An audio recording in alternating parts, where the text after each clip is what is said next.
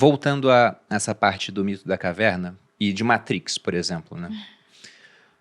Lá o Neo é tirado da caverna pelo Morfeu e ele vê uma realidade totalmente diferente, que a realidade que ele estava até então, que para ele era tão real quanto eu segurando este copo, era uma ilusão. Uma ilusão feita por outras pessoas que, na verdade, pessoas não, máquinas, né? Que faziam uso do ser humano para gerar energia. E eu até comentei aqui no meio do podcast, mais ou menos, né? Aquela ideia da física quântica, que, poxa, você pode ter infinitas trajetórias e quando o observador, tem o efeito do observador, quando ele olha para alguma coisa, aquilo tem que escolher uma trajetória específica. Como aquele gato de Schrödinger lá, que você bota na caixa, ele pode estar vivo, morto, e só quando o observador vai lá e tira que a gente vai ver o que vai ter de fato acontecido. E aí outro dia eu vi um programador falando sobre a física quântica e o mundo das simulações virtuais. Porque ele fala, ó, tem um jogo, você está observando essa parte, isso acontece. À medida que você, como observador, vai olhando outras partes, eles vão renderizando o restante do jogo e vão escolhendo o que tem que acontecer naqueles cantos. Ele falou, a física quântica é muito parecida. Você tem infinitas possibilidades até que alguém olha. Aí o universo é obrigado a escolher uma. Ele falou, cara, igual a uma simulação. E vem o questionamento, até daquela hipótese da simulação. Se a gente pega as ideias do Descartes, ele falava, poxa, como é que eu sei que essa realidade aqui é real mesmo? Como é que eu sei que não há um gênio do mal me manipulando e que isso aqui tudo é uma invenção? E quando eu boto água na boca é porque ele me faz sentir que tem água na boca, sendo que não existe de fato. Quando eu boto alimento, a mesma coisa. Aí o Descartes ele chegou àquela máxima do penso, logo existo. Só que eu acho que isso é insuficiente. Porque talvez a gente pensa, mas não existe aqui nesse plano. Isso aqui é uma ilusão. Qual a sua opinião sobre isso? Você acha que a nossa realidade pode ser uma ilusão? Essa é uma questão que Kant voltou a abordar, Schopenhauer voltou a abordar, né? Que é tal história do mundo ser ilusório. Schopenhauer ele tinha um entendimento que, segundo o meu critério da visão oriental, está um pouco equivocado. Porque a visão oriental dizia assim, que nós vivemos um mundo de ilusões. A Índia fala de Maya, que é o mundo das ilusões. Mas diz que nós nos iludimos porque selecionamos, como eu falava ainda há pouco, os aspectos da realidade que nos favorecem. Lembra da música do Caetano? Narciso acha feio o que não é espelho. Mas não porque as coisas não existam em si. Então a gente se ilude no mundo real, nessa sua visão. A gente se ilude porque queremos, simplesmente damos um foco àquilo que atende ao nosso interesse pessoal.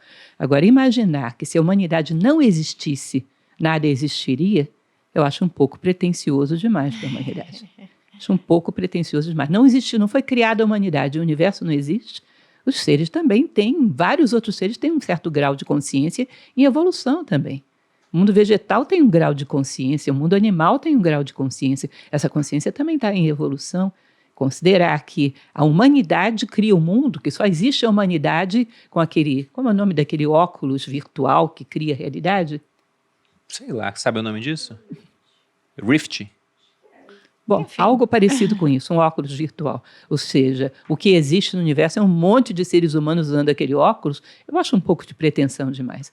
Eu acredito que as coisas existem em si, independente da opinião da humanidade. Se você fosse fazer uma pesquisa de opinião pública, Ibope medieval, e perguntasse para as pessoas qual é a forma da Terra, a maioria das pessoas ia te dizer que era plana e que lá na beirada tinha um dragão de boca aberta esperando os incautos. Você acha que a Terra deixou de ser geóide por causa disso?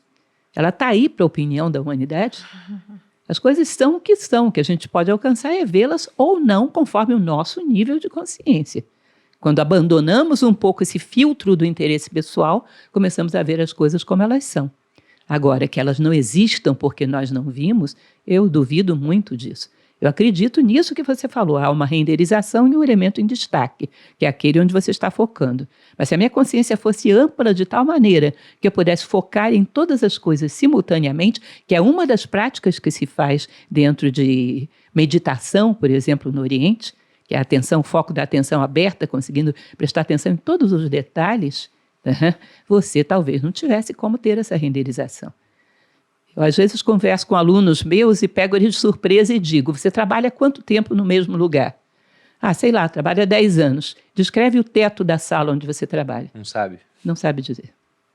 Não sabe dizer. Se a gente fica focado em coisinhas, aí tem esse efeito renderização, esse efeito de pano de fundo. Né? Mas não porque as coisas não existam, mas porque o meu foco está muito fechado. Nesse momento, todo mundo tentando lembrar dos tetos da casa. Eu lembro daquelas... Não sei se isso é bom. E aproveitando o seu conhecimento sobre diversos filósofos, Lúcia, e sobre vida fora da Terra, tem alguém que tinha alguma ideia interessante sobre isso?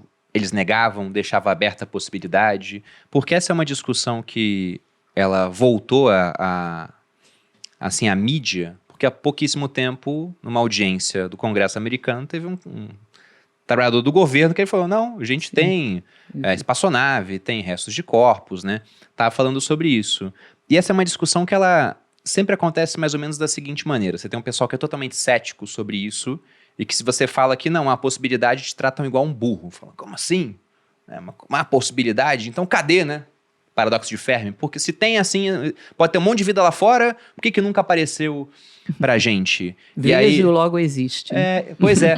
E aí a analogia que eu uso pra isso é de, por exemplo, uma criança pequena perguntar pra um pai na praia, há vida no mar? Aí o pai vai e fala, vamos ali no mar comigo. Pega um baldinho da criança, pega a água assim, na praia e fala, tem vida aqui dentro? Até tem micro-organismo, mas quando a criança olha, fala, não. Daí ele falou, pois é, se não tem vida aqui dentro, não tem toda essa extensão do mar aqui.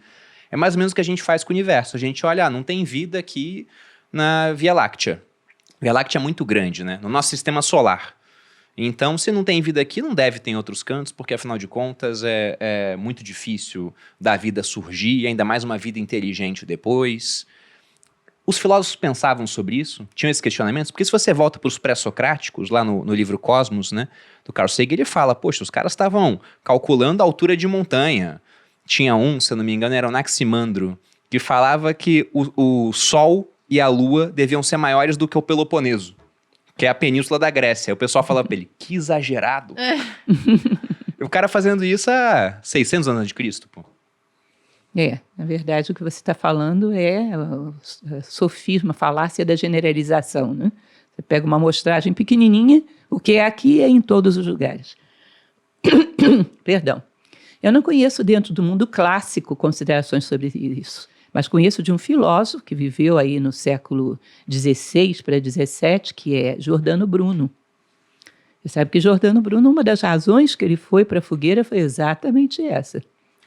Ele é queimado em 1600 porque ele acreditava que existiam inúmeros outros mundos, que o Sol não era centro do sistema, como dizia Galileu, mas que existiam inúmeros outros mundos, provavelmente habitados como uma Terra. Por uma questão de lógica, se você considera a infinitude do universo observável, a probabilidade de que haja dentro dessa infinitude de galáxias, de sistemas estelares, um planeta com vida é muito grande. Por um sistema de probabilidade, eu acredito. Agora, que se já observamos ou não isso, aí é discutível. Perdão.